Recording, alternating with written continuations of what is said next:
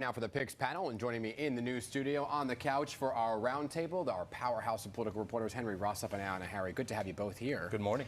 So let's talk about this. The CEO of TikTok, right? This is a big conversation playing out right now, testifying in front of Congress. Tough questions that he had to face right now. Do we think, though, and Anna, let me begin with you here, that an all-out ban of TikTok is really in the realm of possibility? Well, I hate to be the bearer of bad news for all the influencers out there, but yes, it does appear that TikTok could be banned in the U.S. During this hours-long hearing, there were two main issues that were brought up. One is the content on TikTok. So several Congress members pressed the CEO about, reels that have to do with self-harm. They want that kind of content removed. And then there are still questions about whether or not the Chinese government influences TikTok. Their parent company, ByteDance, is based in Beijing. So those were the two main issues. But there is a bill right now pending in the U.S. Senate that would give the Commerce Department more power to regulate TikTok, including banning it altogether. It's interesting, though, because the support to ban it is coming from both sides of the aisle. Yes. However, there is a lone Democratic supporter here in New York, and that would be Congressman Jamal Bowman, Henry, and he says the evidence is just not there that TikTok is exploiting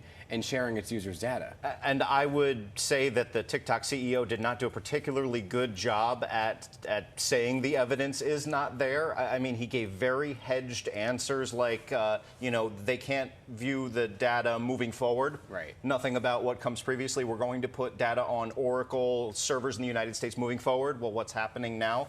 He really didn't do himself many favors in the testimony. I did think it was interesting, your interview with Mayor Adams. He's more focused on the cultural trends and, pointing to a specific car crime trend in New York City. So not so much focused on the data security, but the cultural stuff that Ayanna mentioned. And does support an all-out ban of TikTok, the mayor, that is.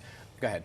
No, I was also going to say that those issues of some of that content, it's not just a TikTok issue, right? Yeah. You have some of that content on Facebook, on Instagram as well, but TikTok is just so popular.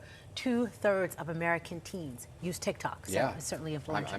Maybe I'm too old. I can't figure it out. Now, we talked, I'm on it, but I just can't figure it out. We talked to Mayor Adams extensively about the state budget, though, and he certainly has a long list of issues that he's going to be bringing to Albany. He did say he's going to be going up there tomorrow, in fact. And so how much pull, though, Henry, does the mayor really have to influence the state budget? For example, when it comes to money for the MTA?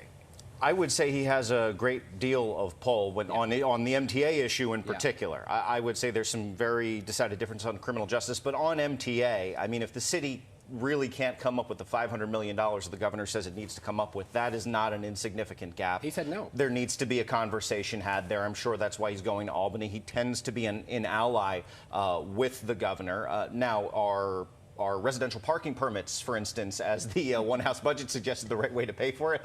I don't know that he's expressed a strong opinion on that one, but they're going to have to get creative on some issues.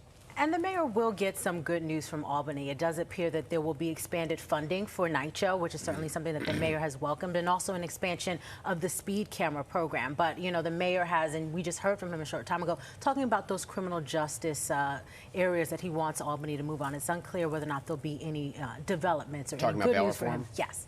Yeah, because when it comes to bail reform, it seems that the governor had one thing in her budget, but the one House budget differed. Yes. Yes, and we also have to keep in mind, New York City is powerful in Albany, but you also have lawmakers from New York City, right? New York City-based assembly members and state senators, and I don't know if they're on the same page with the mayor and even the governor in terms of bail reform, and they are certainly powerful in that conversation. Yeah, I want to zero in right now on one last thing on the potential Trump indictment, Henry, and you were doing some extensive reporting on both of you, really doing extensive reporting, but it has GOP lawmakers in Congress really zeroing in now on DA Alvin Bragg.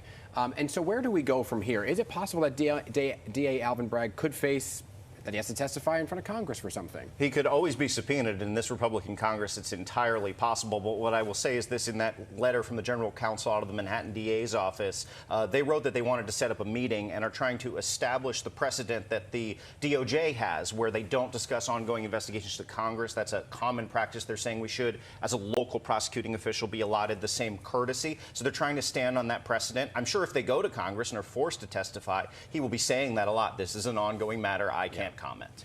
And Dan, during his short term as DA, Alvin Bragg has faced criticism before. You'll remember during the race for governor, almost every day Lee Zeldin was saying he'd fire him on day one, and Alvin Bragg's strategy just seems to be keep his head down and focus on the work. All right, it's going to be a busy week ahead. I know both of you will be all over it on the ground. Thank you both, Ayanna and Henry.